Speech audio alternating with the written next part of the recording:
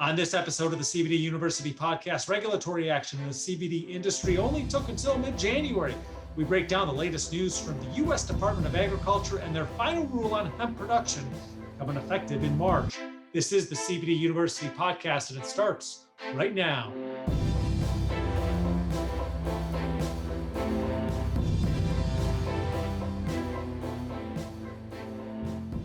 I'm Joe Augustinelli, host of the CBD University podcast. If you're a returning listener, I welcome you back to our podcast. If you are a new listener, we are glad you found us on your podcast platform of choice. And just a reminder, full video episodes of our podcast available on the Global Widget YouTube channel and the YouTube channels of our brands, Hemp Bombs and Nature's Script. Speaking of full video episodes, we are joined via Zoom on this episode by industry advocate and attorney Rod Kight. And if you recall, just a few episodes ago, episode 56 to be exact, if you want to go back and take a listen to it, just to verify that, hey, Rod had the predictions, and here we go, already coming true. We went through the 2021 regulatory predictions for the year ahead, and what do you know? We have our first regulatory action of the year, and it only took about a week and a half after that episode was published, and about a couple of weeks ago since this episode has been published. Rod, welcome back to the podcast. Thank you. It's always good to be here, Joe. Yeah, just the USDA coming right out of the gates early in the year. It's going to be a big year for hemp and CBD, that's for sure. And let's get right into it. You told us to expect federal action this year. We discussed the different organizations back on episode 56. The USDA was the first to act with their final rule on hemp production that was issued, I believe it was right around January 15th. Any surprise they were the first? No surprises. I mean, I will say that generally speaking, myself and my colleagues were not aware that the USDA was about to issue a rule, knew that it was going to come likely sometime this year, but certainly no surprise that the USDA is first right out of the gate. The hemp industry is regulated by a number of government bodies, whether it be the FDA or state regulatory agencies, but arguably the agency when it comes to the entire hemp industry, whether you're in CBD, whether you're producing hemp, whether you're manufacturing products, is the USDA. And the USDA, as you might recall, issued an interim final rule, which was a final rule, but it was interim. It wasn't quite the final version. It solicited comments from the public, and this final rule is the final rule. And it takes into account a lot of those comments. And the DEA did make some changes, and we have our rule. We have our final rule governing the hemp industry from the USDA's perspective. So let's break down the final rule in the news. Tell us a little bit about that, the key points, and what are the next steps? And you alluded to that the previous one was the interim, and now this is the final rule. So when does it go to effect? Yeah, so it was filed just a few days ago, and we're recording this in January, and I think it's going to come out in February. But by the time this comes out, it will not be in effect yet. The rule goes into effect on March 22nd of 2021, and it's a pretty long, it's several hundred pages of pretty detailed analysis, which frankly is helpful. You know, a lot of people decry regulations and say, oh, we're over-regulated in this industry or that industry. But in the hemp and CBD industry, it really helps to have some guidance. And so I appreciate the USDA taking the time to really articulate what it means with its rule. That doesn't mean that I agree with all the rules, all the provisions in the rule, but I do appreciate the USDA really seems to have made a good faith effort to get in and help the industry out. So with respect to some of the highlights from those several hundred pages, a lot of the provisions go to hemp production, which simply means hemp growing and cultivation. And that impacts the CBD industry because that's where CBD comes from. But I know a lot of the listeners may not be on the production side. So I want to kind of focus in on a couple of the provisions that I think do impact the CBD industry a little more directly. The first is what they call the acceptable THC level. And unfortunately, the USDA has maintained what's become known as the total THC requirement. It says that the total THC derived from the sum of the THC and the THCA, the acid form of the molecule, shall be determined and reported on a dry weight basis. And so the total of those sums cannot exceed 0.3% on a dry weight basis. And that's disappointing because that really limits the genetics that can be grown. That really puts a lot of farmers in a tough spot because it's frankly very difficult to grow hemp crops that are compliant with the total THC requirement. As a little bit of an aside, and I don't want to veer too far off course, but there was a bill that was introduced by Rand Paul of Kentucky last session with Congress that would raise the total THC from 0.3% to 1%, which would be incredibly helpful to the industry. That bill, I believe, is off the table now. I think it was more of just sort of a gesture of goodwill to the hemp industry, and we certainly hope that will come back around. And I think it actually may get some traction. But to be clear, the USDA doesn't have the power to change the 0.3% THC requirement. The statute itself, Congress said that it's 0.3. USDA has rulemaking authority, but it can't override Congress. In this situation, what USDA did, though, was arguably in my view, go outside the statute and require total THC rather than just the Delta 9 THC to be no more than 0.3%. So that's one big highlight. Another highlight, Joe, is the analytical laboratory registration. So pre-harvest hemp has to be tested for this THC threshold or limit. And the USDA has said, and we disagree with this, but it is what it is, that hemp testing labs must be registered with the DEA.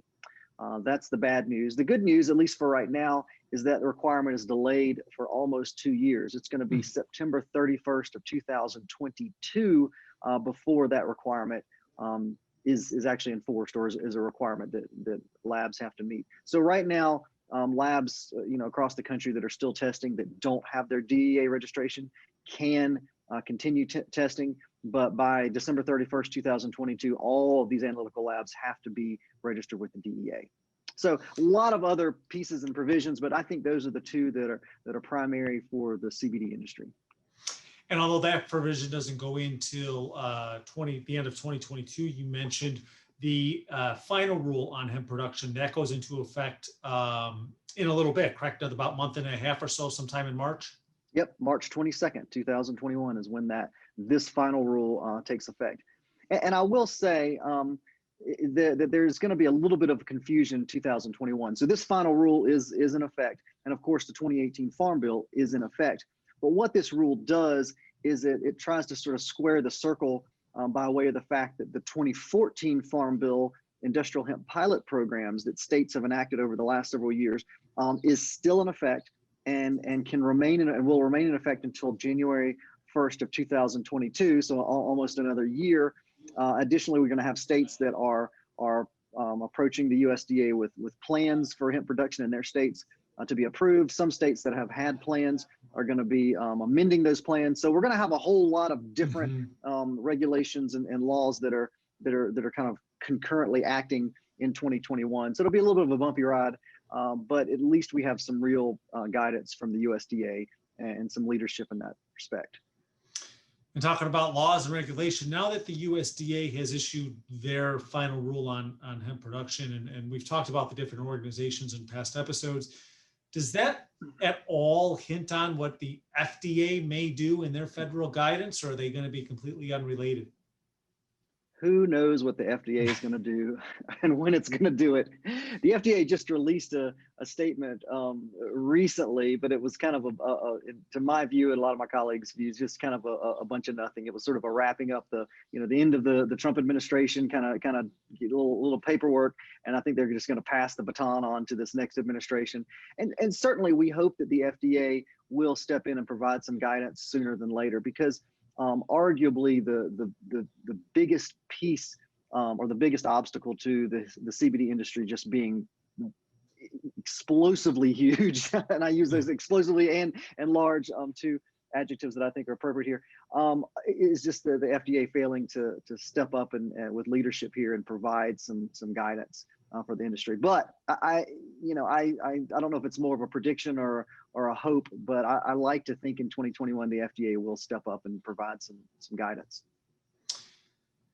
And you talked about, so 100 pages the final rule was, but you've done a great job in breaking it down and highlighting all the points, some more additional points in addition to what we've talked to on this podcast episode. Where can listeners go for more information on your blog, and then a link to the Hemp program website? Yeah, sure, absolutely. So it's actually 301 pages. I just looked it up as we were talking. So it's a juicy, thick Yeah. rule. But the listeners can go to my website, cannabusiness.law. They can read the blog from that website or go directly to the blog. It's kiteoncannabis.com. And I have an article on the USDA rule there, and embedded within the article are some links to the USDA's website and also to the rule itself, with my analysis kind of fleshing out some of the things that we've talked about in a little more detail as it relates to hemp producers and cultivators as well. So, well, Rod, I think anything we didn't discuss on the final rule for hemp production on this episode? Well, lots of things that I think we can probably talk about as the year sort of rolls out. But I think we've hit the highlights, certainly the ones that are important to the CBD industry today. And I really appreciate you having me on to talk about them. These are important things. And sometimes the law can be a little bit stale and boring. But, you know, for the hemp industry, I've found, and maybe it's just because I'm a lawyer, that I think it's always exciting. There's always something new. You know, it's crazy sometimes. I know, and I tell you what, I appreciated it. Was you know, I remember when the rule came down that Friday afternoon. It was actually your blog I had I saw on LinkedIn, as a matter of fact, and I emailed you. I said, hey, can we get a recording, you know, on this topic, and turning it around so quick. So thank you for taking time out of I know you're extremely busy schedule to join us on our podcast. Once again, I look forward to many more conversations on these topics as 2021 goes along. Sounds good. Always happy to be here. Thanks, Joe. Industry advocate and attorney Rod Kight, my guest on this episode of the CBD University podcast, as we discuss the final rule on hemp production, which is recently issued by the USDA. And for more information, you can check out the description of this podcast, where we'll have all the links that Rod talked about right in the description. If you have not yet done so, I invite you to subscribe to our podcast wherever you get your podcasts, whether the audio version or the video version that you can find on the YouTube channel at Global Widget, and of our brands Hemp Bombs and Nature Script. No matter where you hit that subscribe button, audio or video, you'll get notifications each week when new episodes are published. I'm Joe Augustinelli, the host of the CBD University podcast. Thanks for tuning in. These statements have not been evaluated by the Food and Drug Administration. CBD products are not intended to treat, cure, or prevent any disease or condition. Always consult your personal physician about CBD and using CBD products. CBD should never be used by anyone under the age of 18. This podcast is not intended to provide legal advice regarding the legal status of CBD and CBD products.